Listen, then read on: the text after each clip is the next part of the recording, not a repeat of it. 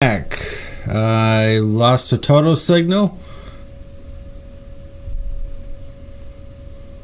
There we go. Now we're back. I totally lost signal. Please share. I would really appreciate it.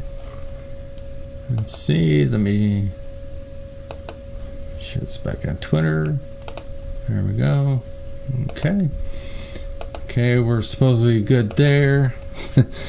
I have no idea what the heck just happened. That was crazy.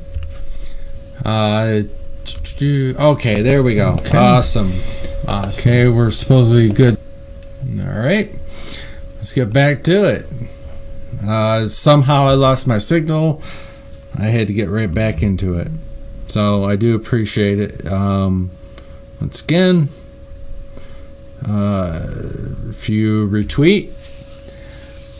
So when it comes to those sheriffs, I really do appreciate you. I'm sure all Michigan does, who rather stand up to the Constitution. All right, good, awesome. Welcome back, Neil. But again, when it comes to the sheriffs, we are very grateful that you follow the Constitution. So that makes 6. I heard of one prior of this gentleman, Sheriff Murphy. So a lot of people are really getting tired of dealing with this stuff, and that does include Barr. Barr has, back in April 28th, Barr orders his team to investigate controversial governors. Well, I'm sure Michigan's is at the top of the list. Let's see. Throughout the crisis, numerous states have passed extreme lockdown measures regarding Attorney General. Recently, Attorney General Barr has gone to bat for Americans whose constitutional rights have suffered. He has also talked about confronting states that are using the lockdown for abuse of our freedoms. He's even going further, directing his prosecutors to do this. Thank you, Barr. Let's start with some news. Numerous states are rolling out plans to end their lockdowns and reopen the economy. As that becomes clear that the disease can be contained, Americans are able to get back to work, but not in the states like Michigan, California, or New York. Democrat-controlled blue states are doubling down on their strict rules. It appears that General Barr, or AG Barr, has had enough. He intervened when a Mississippi church was fined by their city, even issuing guidance about how the DOJ would back citizens who sue their communities for interfering in their rights. Recently, he discussed how he felt the lockdown has gone too far and threatens our liberties. Gee, who could that be? Thank you, Barr. I really think that Whitmer has way overstated what she's supposed to do. And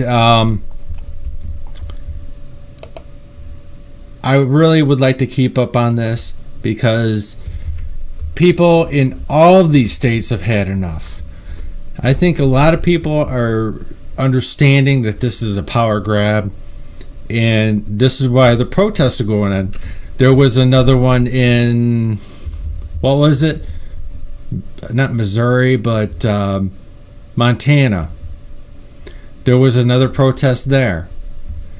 we're going to have another protest is scheduled on the 18th. So any Michiganders out there, keep up to date where they are. Let's all gather.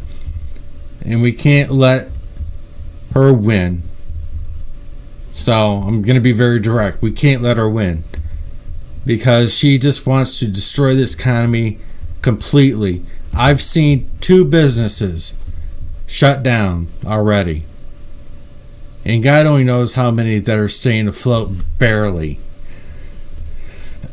So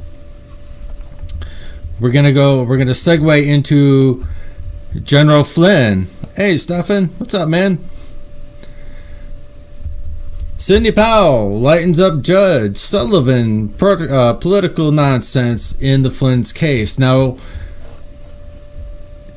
the Judge Sullivan was appointed by who else? Bill Clinton.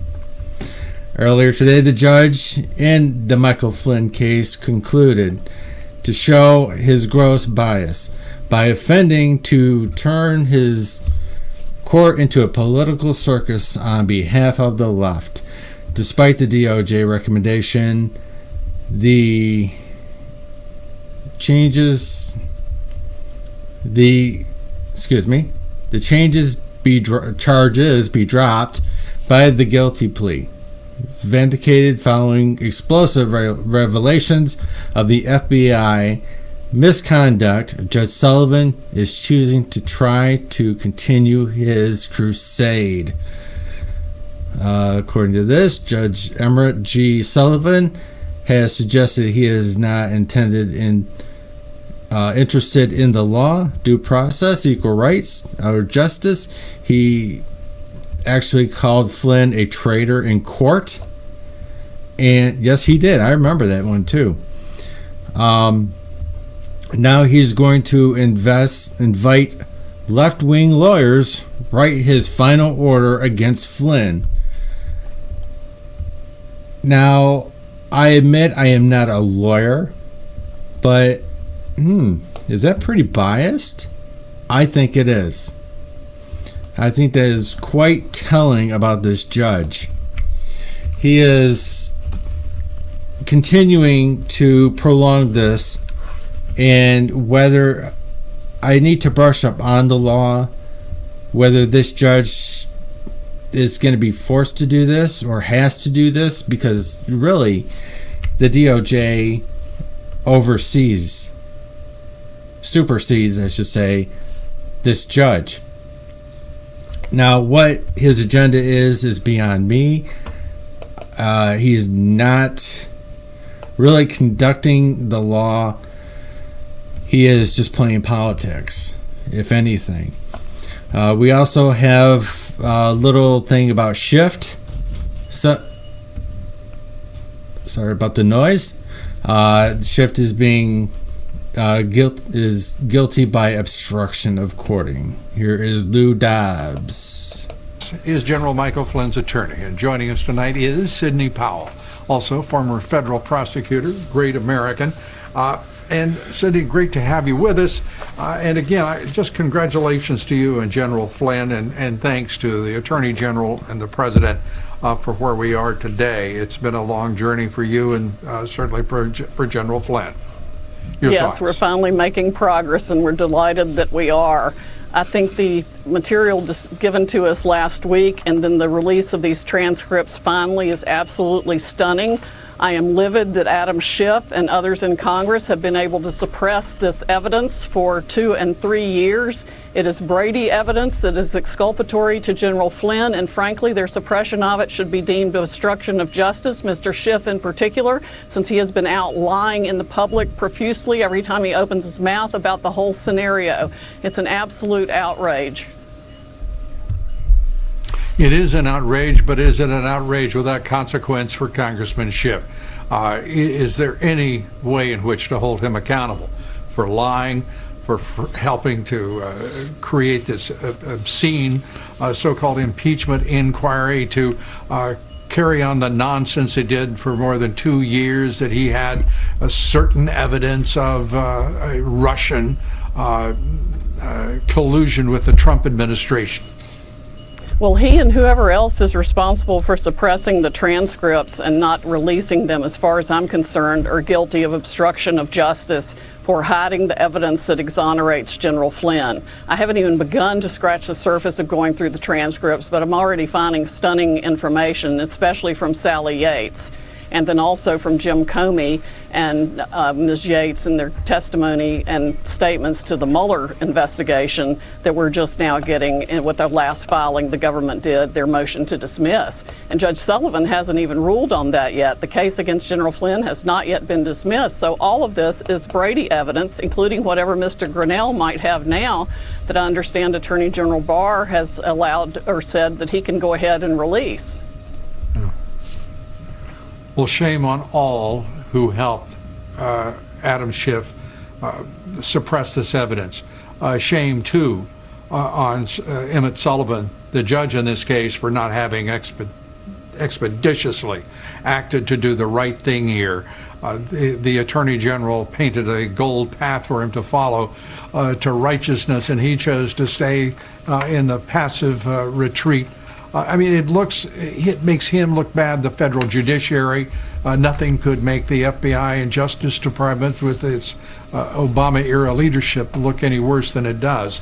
But my God, let's turn to Flynn and the unmasking. You talked about those who were helping Adam Schiff. Certainly one of them has to be a considered suspect, and that's the previous, one of the previous heads of the national intelligence, and that would be Dan Coates. It was on his watch that much of this was taking place, and I won't get into that tonight. But the unmasking, give us your best judgment as to how important it is that Rick Grinnell, now that the Justice Department, the Attorney General, has said this is your call. It's fine by me, but it is your call to reveal the names. Your thoughts about where that leaves us and your client. I think it's very important to go ahead and release that information, because that will lead us to closer to finding the person that actually leaked the information about the Kislyak call. That leak was a felony that started the entire scenario against General Flynn. And so far we know that Comey and his FBI, I'm sure McCabe, were part of the unmasking from Comey's testimony that was just produced to us. He immediately briefed DNI Clapper on it. Clapper asked for copies, plural, of the transcripts of that phone call and got them, and then Clapper immediately briefed President Obama, who then told Sally Yates about it in the Oval Office meeting on the 5th. That's the same meeting from which they then dispatched Mr. Comey to New York to brief President Trump only on the salacious aspects of the Steele dossier, because they wanted to give a news hook to CNN and BuzzFeed to run with the whole thing. The mere fact that the president and then the president-elect had been briefed on it was enough for them to run with the whole thing, which Clapper had probably already leaked to them. So it's all tied up together. A lot of information went down at that January 5th meeting with Biden and Obama, Yates, Clapper, Brennan, Comey. The whole cabal was right there. Cindy, I want to ask you two quick questions here as we wrap up. And certainly one of them is the debate that is beginning tonight on the renewal of the FISA authorities and I want to get your judgment as to whether or not it should go forward without substantive major reform. No, I think it does need massive reform, Lou. We already know that the inquiries went up. I think it was 85% in 2015 and 2016. It was obviously being used in a massive way by the corrupt Obama administration for any information they wanted to mine from it on their political adversaries and innocent American civilians. That's completely unacceptable. They have lied to the FISA court repeatedly. There are now multiple FISA applications implicated in that, and not even any Woods files.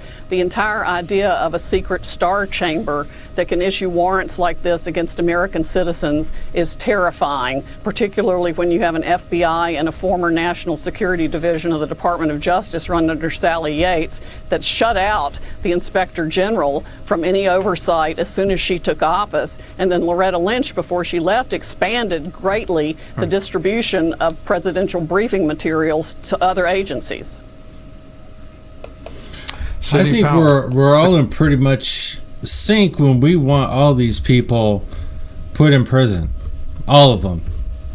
Is there a prison big enough to hold them all? Schiff especially. He seems to have the most to hide. He's already hiding documents. And Nunez sure wants them. They know they're gone. There's like 10 different documents that went missing. Especially from Russia collusion. And the unmasking, or excuse me, the whistleblower. Now, these are very nefarious people. Why? And I really urge patience for a lot of people, but I'm going to still predict, and I have before, something's going to happen within the next few months or early 2021. I really think that could be a lot of it. I hope it's like the size of New York by now. We might as well just take over Cuba and make it one big penal colony. Because I don't I want to see every damn one of them in prison. Funny how, well, I don't want to jump ahead of myself because it's the next thing going. But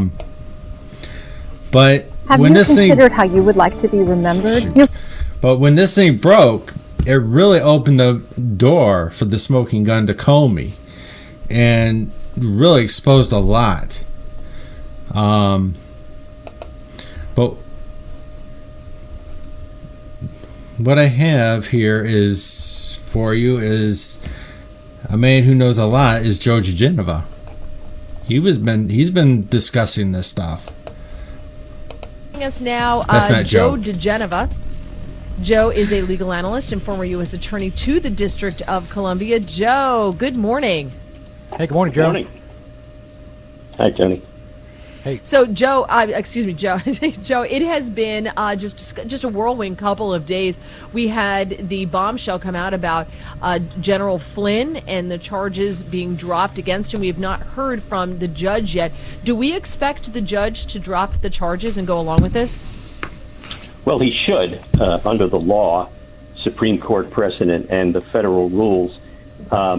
He has very limited discretion here, and the only very narrow and very circumscribed discretion.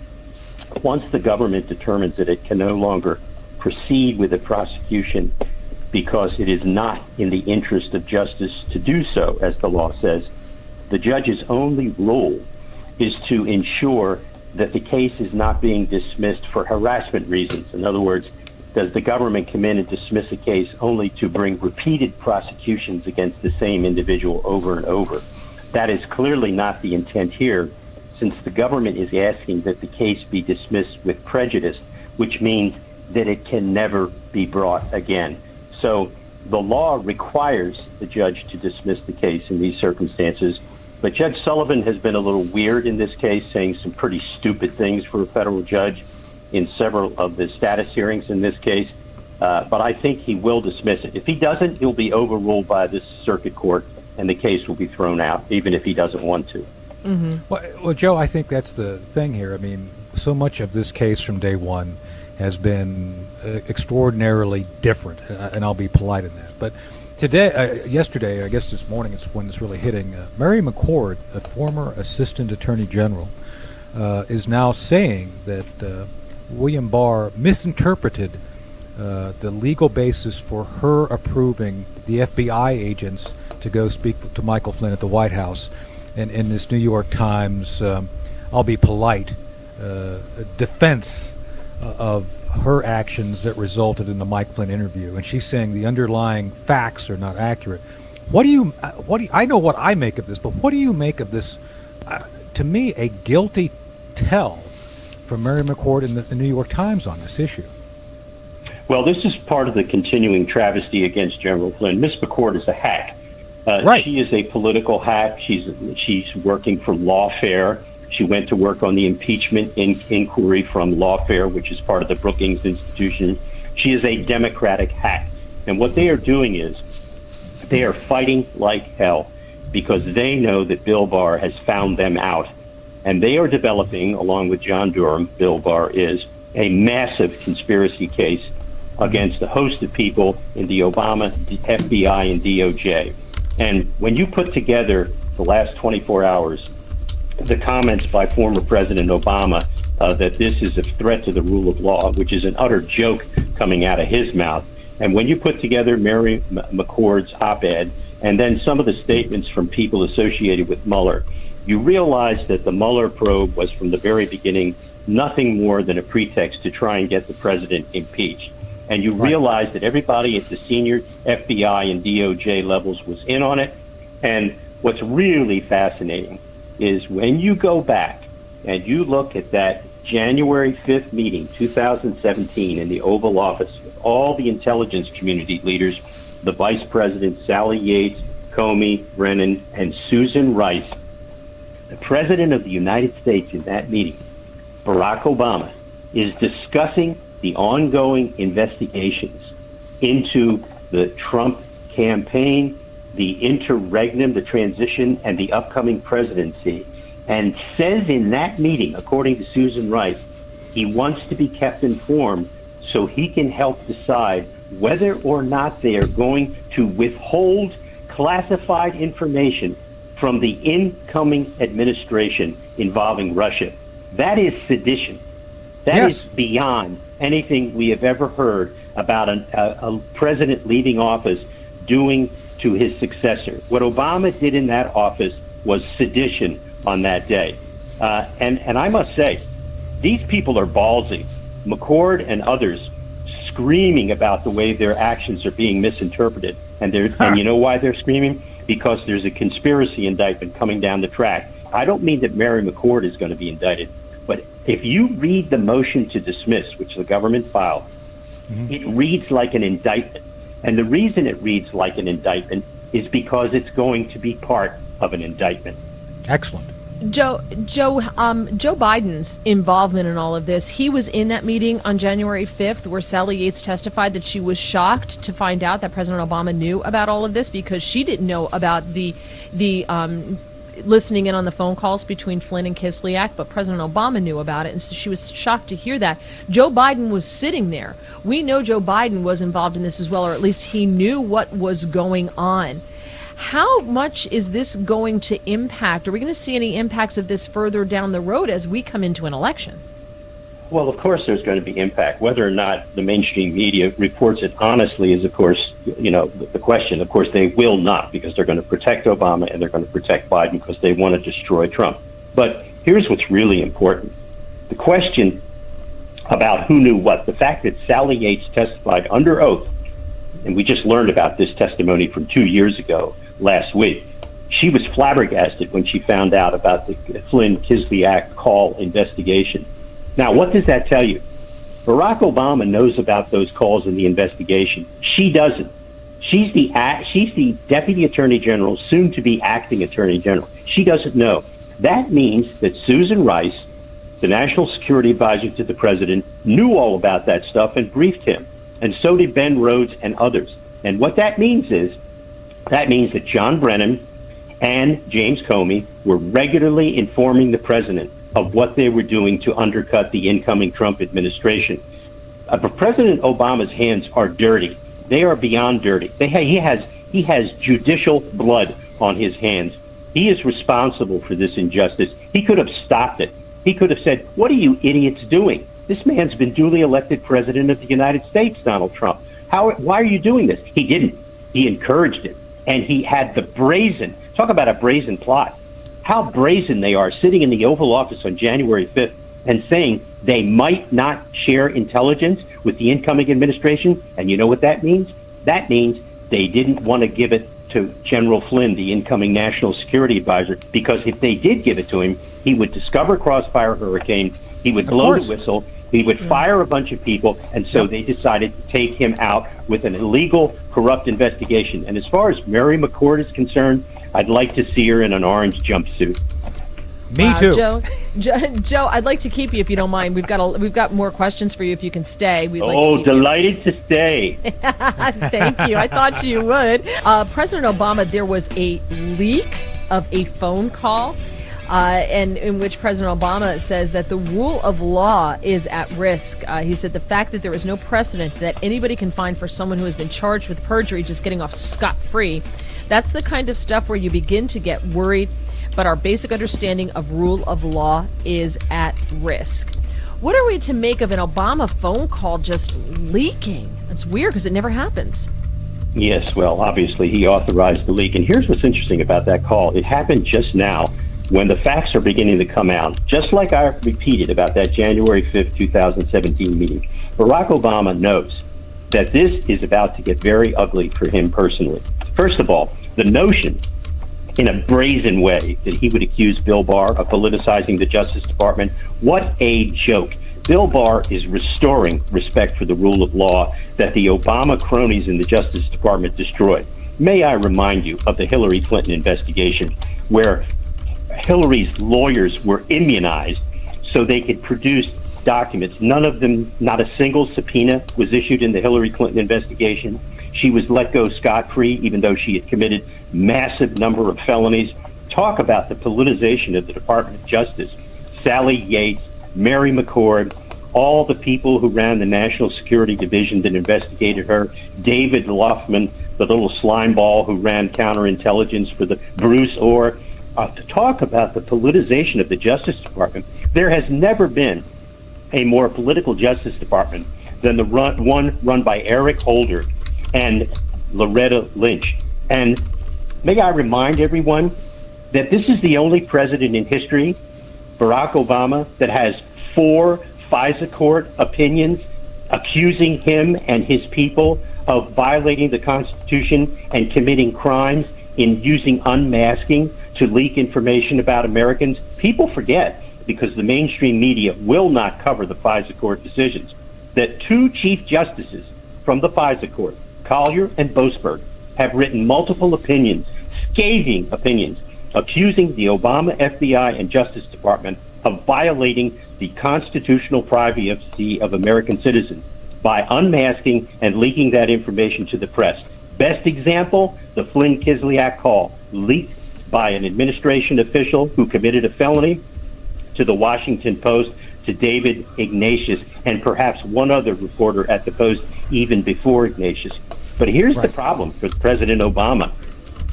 Every time he opens his mouth now, it's a statement that may very well find its way into a speaking conspiracy indictment as an overt act. This conspiracy against this president and General Flynn continues to this very day, and that idiotic statement by President Obama yesterday was an example of the fear that is running through that camp, that finally an honest attorney general is taking a look at this ugly, ugly piece of American history. Well, Joe, I couldn't agree with you more, and for the audience to understand why I'm so kind of emotionally invested in this, as a retired operative who's actually had to go out and brief operations to the White House and then work this counterintelligence sort of thing, I know how we were required, rightly so, to follow the rules, to be appropriately authorized to do these very intrusive operations. And what I've seen as a practitioner, that no one on the inside ever said boo about how far these departures were from the norm. What do you make of the fact that we haven't seen any whistleblowers from the FBI stand up and say we need to stop this, or no one even stopped it when it was happening? Yeah, it's a good question. This was in terrorem management from the top down. Everybody knew that if you said anything against the interest of Barack Obama or the Department of Justice under Obama and the FBI, your career was over. There were a bunch of gutless people inside the FBI and DOJ, career people, all these wonderful people we hear so many spectacular things about. Where were the whistleblowers? And yesterday, when Obama does this poseur thing where he bemoans the absence of the rule of law, he pardoned, but first of all, he accuses General Flynn of perjury, which is not true. Flynn did not plead guilty to perjury. It's a false statement. It's a big, big difference between the two. And besides, Flynn was innocent, and it was a false plea, and everybody knew it. But Obama pardoned General Cartwright, who had leaked information to the New York Times and a bunch of reporters who did for false statements. Exactly. Obama apparently thinks that the cameras stop rolling every time he opens his mouth and that the video libraries don't exist. Obama is a poser. He's been a poser from the very moment he started to run for president. He got a break because of who and what he was, and he just can't stand it that someone is questioning this haughtiness, this arrogance with which he carries himself. And if you listen to that phone call, isn't it amazing that without a prompter, he babbles? Yeah, well, we knew that about him. Very quickly, Joe, before we run out of time here, you mentioned, conspiracy charges and sedition by the former president and maybe vice president. I don't expect to see any big names, though, be charged. I don't expect to see Biden charged. I don't expect to see Obama charged with sedition. I expect it to be lower-level people. I hope for Comey and McCabe and Clapper and Strzok and Page and all of them. But I don't expect to see big names. I don't expect to see Hillary Clinton charged in any of this. Are my expectations too low? Oh, no. I do not expect President Obama or Vice President Biden to be charged in any indictment. I think Bill Barr has too much respect for the transition of power, even though Obama and Biden did not, and all the people around Obama and Biden did not. I think what will happen is when Durham brings his conspiracy indictments, and I believe that there will be several, he will there are things called overt acts, which they put into conspiracy indictments, and he will list, just the way the motion to dismiss did, a series of acts committed by officials under color of law which enabled this conspiracy to go forward. That's how they will be dealt with. They will be named in a charging document for history to view them for what they did. They violated the Constitution. They violated their oath of office. And by that, I mean Obama and Biden and Rice and all the people in the FBI and the DOJ. But there are going to be charges. Comey's going down, in my opinion. McCabe is going down. McCabe and Comey got a pass before because Barr was waiting for the good stuff. Very, very quickly, Joe, what about Brandon Van Grack? He was the prosecutor. He resigned about an hour before this came down from the DOJ that they were dropping the charges. What about him? We have about 30 seconds. Well, he clearly engaged in conduct which involved, according to the pleadings that the Justice Department filed, the filing of false statements to the court. Yeah. I don't know how he continues to be employed by the Department of Justice. He, by the way, is the head of the Foreign Agents Registration Act section of the Justice Department's criminal division. Incredible. I don't see how he can continue to remain in that job, like the rest of the thugs who have resigned from their cases at DOJ because they didn't like what Bill Barr was doing. I expect him to resign, if not be fired. All right, Joe Geneva, thank you so much. I was so... That is really surprising. They would not charge Obama or Biden with anything, but you know what? Stranger things have happened. You just never know. Remember, Trump never gives away his hand at all. But when it comes to Hillary, she is still fighting tooth and nail to talk to the Congress under oath. It's either Congress or the Senate. Hopefully it's the Senate, because she is still trying to always do that. When it comes to the phone call, Obama has every damn right to be nervous. He ought to be scared shitless, like every one of them, because they were caught. Unfortunately, I do hear, like in my day-to-day thing, from people, they don't believe that Obama did anything wrong. They're still with the blue pill. They still want to believe he's a good guy. How you can defend, same with Whitmore, they still think she's doing the right thing. Are people that desperate and delusion to be asleep that much? Here is Fox News addressing the issue with the unmasking.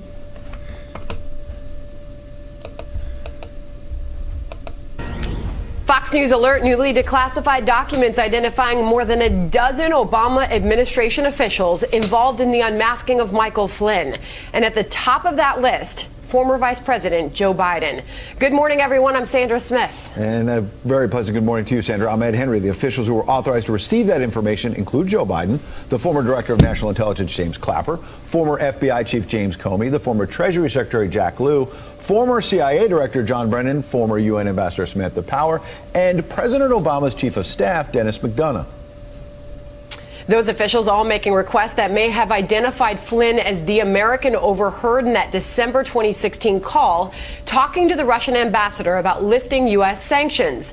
President Trump and Republicans calling it proof the Obama administration sought to undermine him from the very beginning. This was all Obama. This was all Biden. These people were corrupt. The whole thing was corrupt, and we caught them. General Flynn is really just the tip of the iceberg. What it appears to me like what they were doing is a lot of them went wild after Trump won. They got poisoned with this Russia hoax. If Vice President Biden and the president's inner circle of advisors were all listening to a senior Trump administration advisor's private phone conversation, this would amount to a serious abuse of power.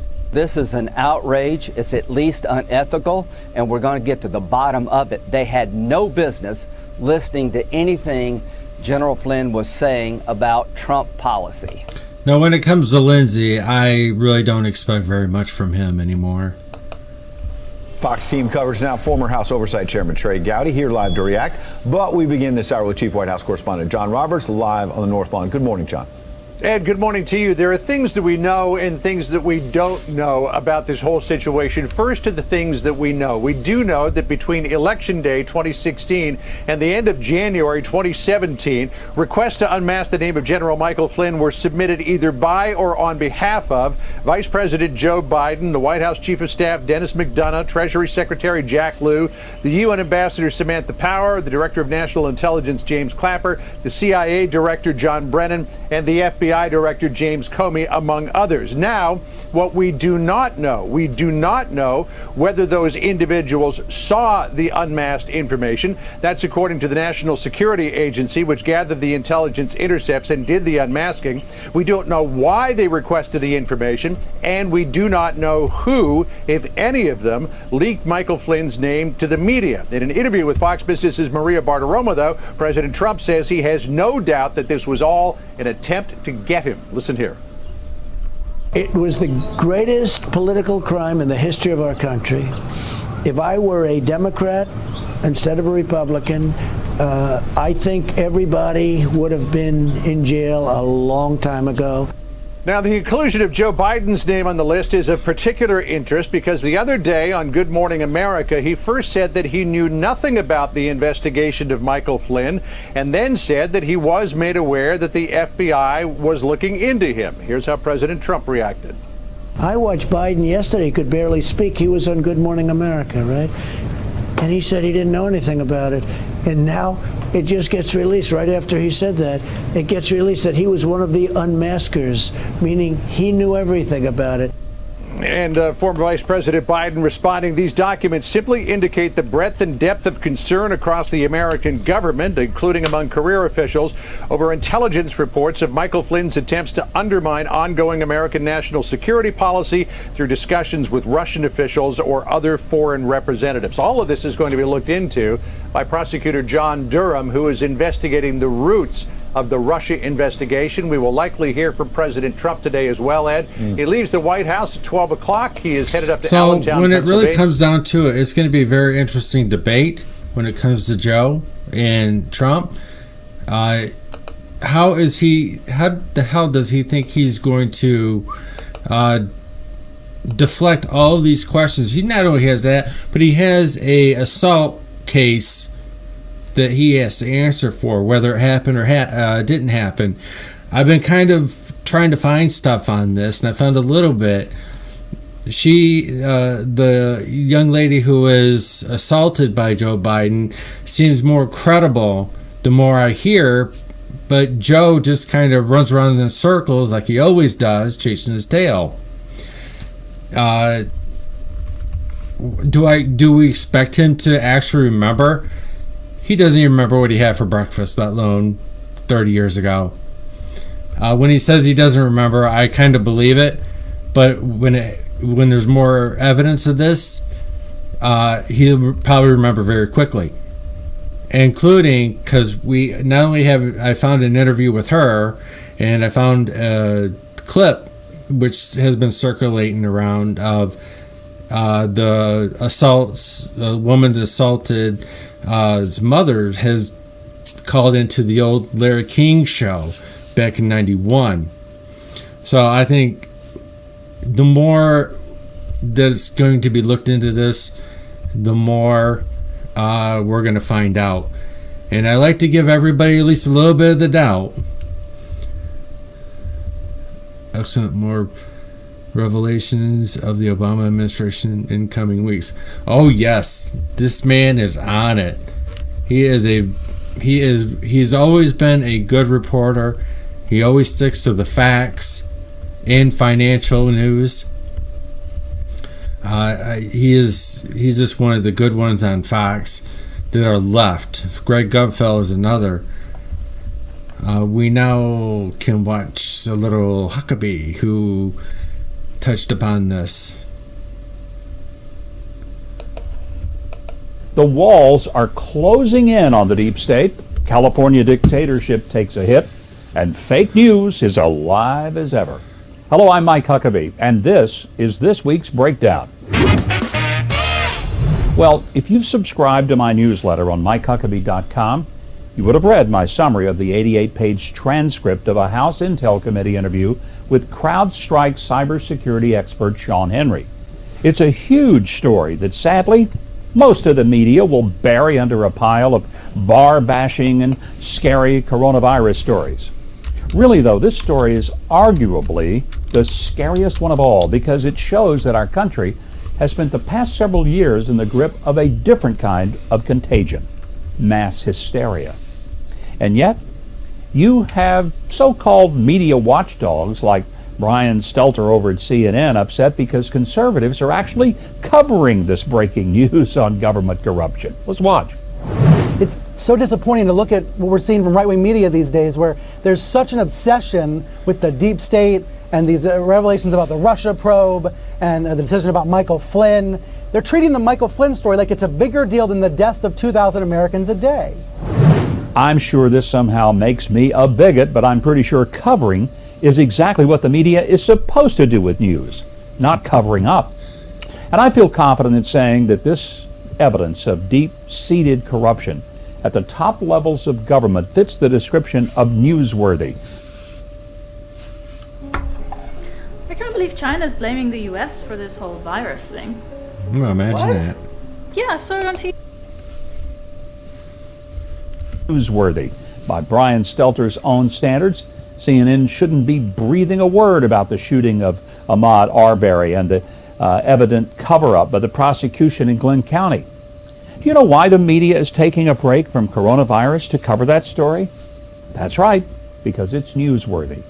But Brian Stelter isn't highly partisan along with the rest of CNN at all, which is why they're not going to be giving much time, if any, to the news that testimony of CrowdStrike's Sean Henry was hidden for 3 years, and it reveals that the lie that the Democrats have told since 2016 goes beyond a phony assertion that there is evidence that Trump was in cahoots with Vladimir Putin while running for president. They also lied when they said that there was evidence of the Russian government trying to hurt Hillary by hacking DNC emails. According to Henry, the one in charge of CrowdStrike's investigation, they found no direct evidence, only indications and assumptions. But a Russian hack fits the narrative, and the DNC is evidently highly susceptible to confirmation bias. When Henry was brought in by Clinton lawyer and helpful dirt disher Michael Sussman to handle the remediation, it was Sussman who told it that the FBI had already found indications that caused them to suspect the Russian government, essentially handing Henry the client's preferred narrative on a silver platter. Well, the fact is, we don't know if Russia hacked the emails of the DNC and John Podesta, who was head of Hillary's campaign. Maybe they did, maybe somebody else did. but there is no evidence that they did, despite Representative Adam Schiff's incessant claims to the contrary. This is a dangerous man, and I don't mean only if you get between him and a TV camera. Over and over, he has claimed there is evidence in plain sight about Russian collusion with the Trump team. It is an abominable lie. But Schiff tells this so often, I think he must be using Lenin's strategy of a lie told often enough becomes the truth. I have my own version to offer Mr. Schiff. A lie told often enough just makes you that much more. This is a tomato. Think it's good for you? Think again. Good, that's a tomato. Or of a dirty liar. Now, to stick to his fake story while maintaining he's telling the truth, Schiff is trying to claim that the evidence in plain sight is the Trump Tower meeting. Oh yeah, that's the ticket. Because we all know that meeting took place. It involved Trump campaign people and some Russians. So, all right, collusion. But recall that in mid-2017, the media and Democrats, but I repeat myself, were going crazy about the Trump Tower meeting with Russians. And the media scoffed at Don Trump Jr.'s account that they were meeting about a Russian lobbying campaign that would change adoption practices under a human rights law called the Magnitsky Act. Naturally, his story couldn't be true because it would mean that they were doing something good. Well, as it turns out, the media and Democrats were wrong on this one too, if they weren't just outright lying. John Solomon of Just the News uncovered FBI memos that detailed an interview with a trusted translator for the State Department who was present at the Trump Tower meeting. It was a man by the name of Anatoly Samachornov. Now, I'm only going to say his name once, in part because it's kind of a hard one to pronounce. He corroborated the account of Don Jr. that the meeting, in fact, had been about the Magnitsky Act. He also said there was no talk of dirt on Hillary Clinton, and he doesn't recall her name even being mentioned at all. Of course, this is very significant exculpatory evidence that was conveniently left out of the Mueller report. A Senate staffer involved in the Russia investigation told John Solomon the omission from the Mueller report leaves a distorted picture that has been allowed to persist for more than 2 years. We're looking into the circumstances of the editing of that report and why the Department of Justice allowed such investigations and false public narratives to carry on in the face of significant evidence of innocence. So they don't have evidence of collusion, but they lie and say they do. They do have evidence of innocence, but they lie by omission and they leave that out. This farce has gone on long enough. Thankfully, Acting Director of National Intelligence Rick Grinnell is calling for the release of more and more long-withheld evidence that, sure enough, is turning out to be exculpatory. Lit Mobile popped over this wireless battery bank for an unboxing. Let's check this thing out and see what we got inside. This thing is exculpatory. And no amount of spinning by Schiff, or even President Obama, who with the recent revelations about his knowledge about the Michael Flynn debacle, is desperate now to keep the lid on his own role in the plot to take down President Trump. None of that will stop us from calling a lie a lie. Well, in other liberal news, for years, Californians have been pushing their state further and further to the left, and even imposing heavy-handed restrictions on businesses long before the pandemic. But California's authoritarian tendencies, after successfully flattening the curve, may be coming back to bite them. But before I get to that, why don't you take a moment to subscribe to the channel and hit the notification bell so that you'll always know when we've got another video up just for you. And by the way, we'd love for you to leave a like and a comment if you're enjoying the video so far. Well, like I was saying, Californians have voted further and further to the left for years. As they've watched their borders be erased, illegal alien criminals being welcomed and released from jail, their taxes and gas prices skyrocket because of taxes that are the result of harsh energy policies.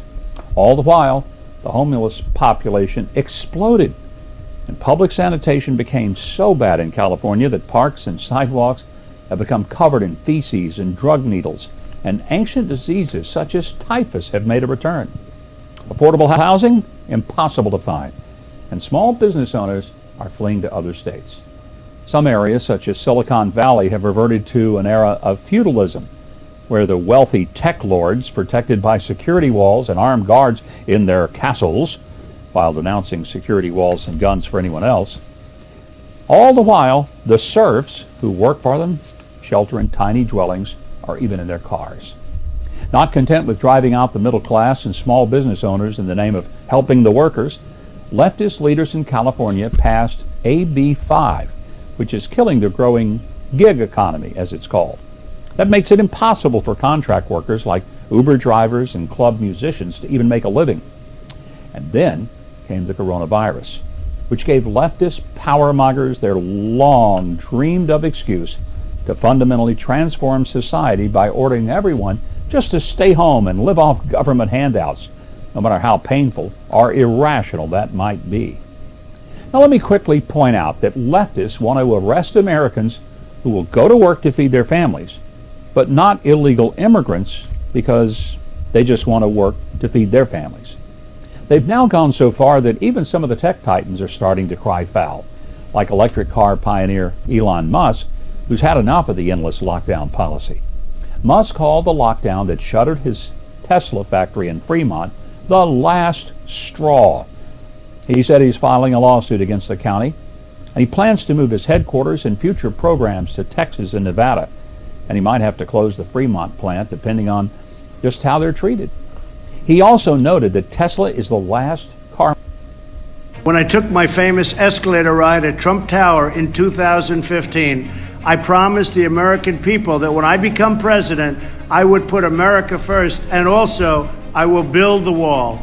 The fake news media said it couldn't be done, but nevertheless, the wall is being built, and it is making our country safe again. Lots of work is taking place. Many miles of wall have already been built or replaced. It's happening right now, and it's happening big. Democrats want open borders and crime, so dangerous for our country. But we are building a big, beautiful new wall. I will build it. I will protect America. I will never turn my back on you as long as I am president of the United States. Amen, sir. Last car maker left in California. Well, there's no surprise about that. And how did California officials react to the news? Did they re-examine their policies?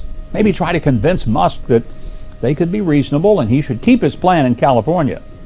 Are you kidding? Of course they didn't do that.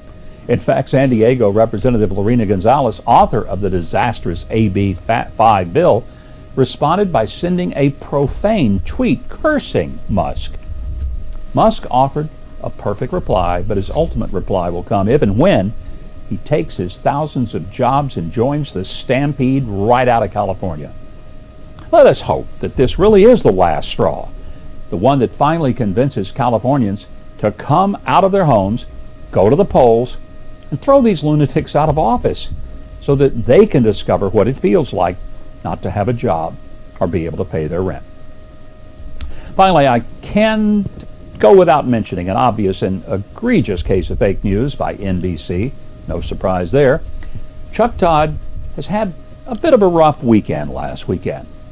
On last Sunday's Meet the Press on NBC, he played a video clip that showed Attorney General Bill Barr explaining the dropping of the charges against Lieutenant General Michael Flynn in a very negative light.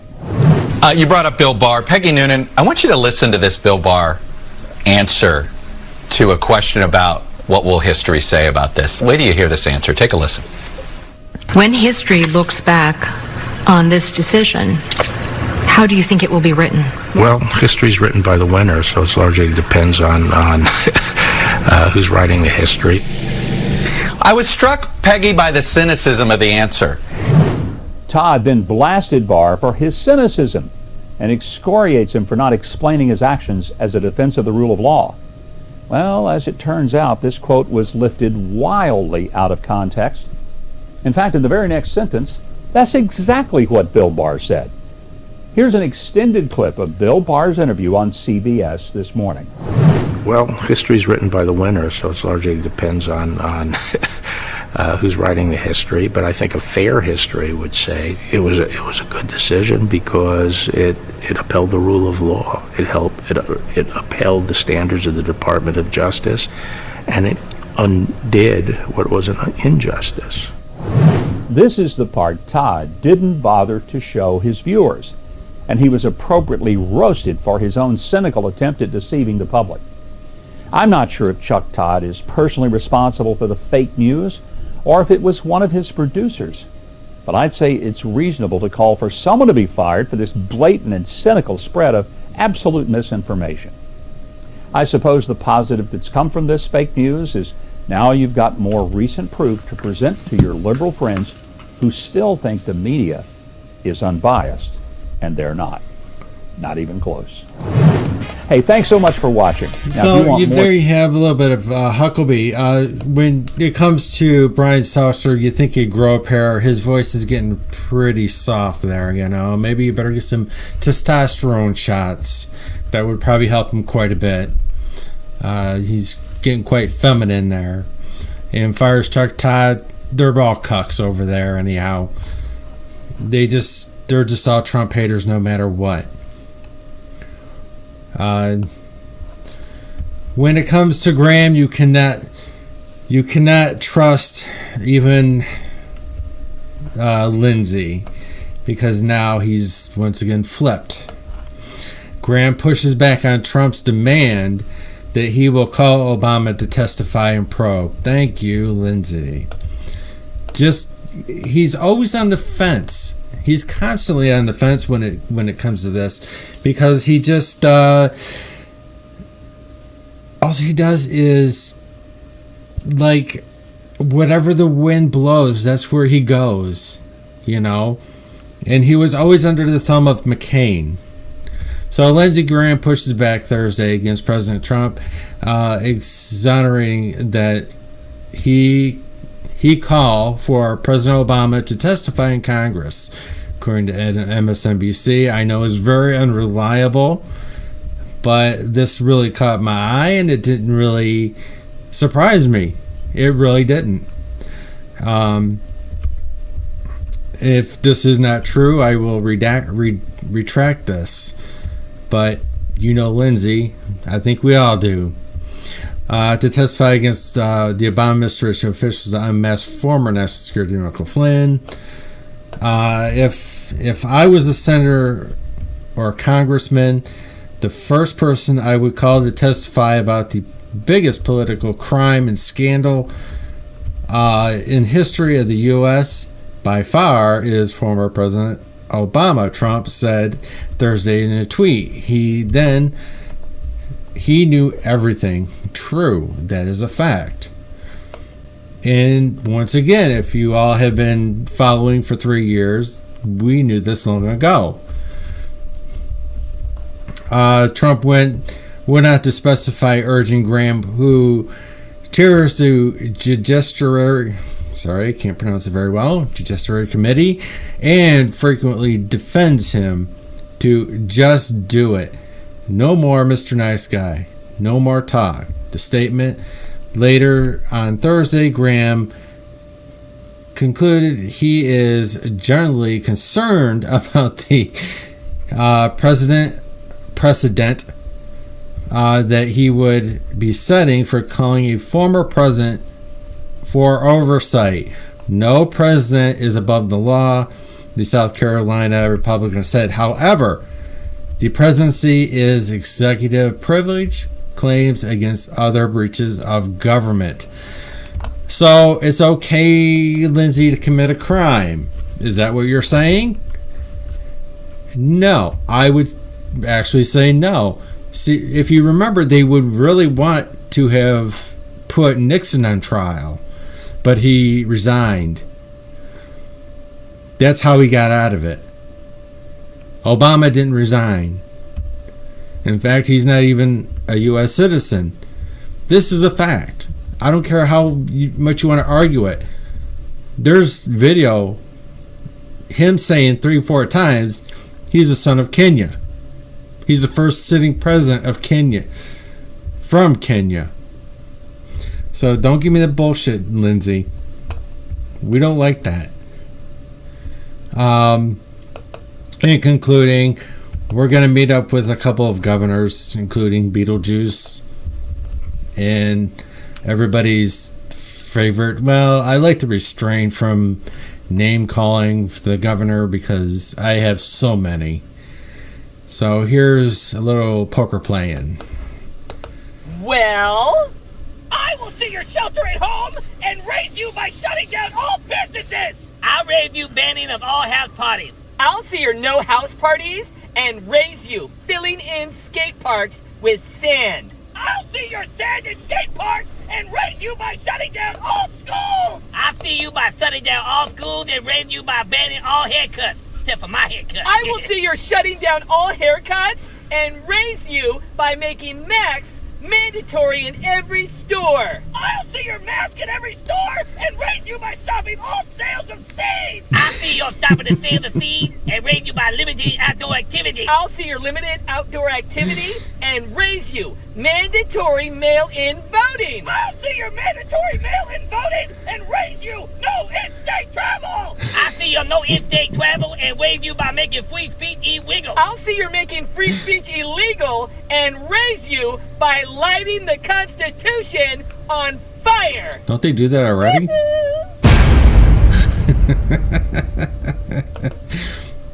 Boy, Bruce Jenner right there in the middle is sure getting a deep voice, isn't she? And we finally have a few words from Nancy Pelosi. Welcome back, everybody. We're here live with professional drinker, longtime polygrip user, and House Speaker Nancy Pelosi. Nancy, tell the world hello. Oh, sorry about that. Quite all right. Nancy, I think America and myself, we're all wondering, what is going on with Tara Reid and Joe Biden? And why are you defending Joe Biden? Great question. Hold on. Just a second here. Can I get my sensors back into place? Okay, hold on. Just one more suck. All right, I got it. So back to the question. It's like Joe Biden is Joe Biden. Joe is Joe. And he's a good boy. He's gonna be a good president. And it's like, he eats at the kitchen table. And his father ate at the kitchen table. And his father, his father lost his job. Yeah. So it's like they all ate at the kitchen table. And that's what we need. You didn't answer my question. I asked you about Tara Reid and Joe Biden. I heard what you said, okay? Okay? I'm not deaf, okay? I heard what you said, but I don't want to talk about it anymore, okay? I believe Joe Biden, okay? He said he didn't do it. I believe him, okay? I don't believe Tara Reid, okay? Let me explain something to you, okay? We Democrats, we have two options, okay? We have Joe Biden and Donald Trump, okay? And it's like, hang on for a second. Are you all right? Hold on. You need a doctor? Oh, gosh. Nancy? Okay, all right, sorry. We have two options, okay? And obviously, if we had an option of a piece of dog poop, it's like we would vote for the piece of dog poop right now, okay? Because those are the conditions right now, okay? Donald Trump or Joe Biden, okay? So obviously, we're going to vote for Joe Biden. So basically what you're saying is that you hate Donald Trump so much that you're going to totally disregard Tara Reid's accusations of sexual assault towards Joe Biden. Look, I'm done talking about it, okay? What more do you want to hear? I believe now that a rising China is That was usually a regular news conference, wasn't it? She's always like that. I swear she looked like she was having a stroke. Okay, well, anyway. I will open the chest for the peeps in D-Live. I'll release that. And everybody, thank you for joining. I appreciate each and every one of you. And even on replay, please share. God bless you all. God bless the President of the United States. God bless the Vice President and their families, all of them. Law enforcement, military, Border Patrol, and Coast Guard. And best wishes to anybody who is suffering from this illness, and anybody who does per se go out and protest, do it peacefully. Don't cause any problems, because they're going to use it against you. So just be civil, gather where you want, protest, don't be afraid. Everybody supports you. There's another protest on the 18th in Grand Rapids. Anybody in Michigan, please join. And God bless you all once again. And I will see you very soon. I need to go and get this special scope ready as quickly and proficiently as possible. And God bless you all. I'll see you soon.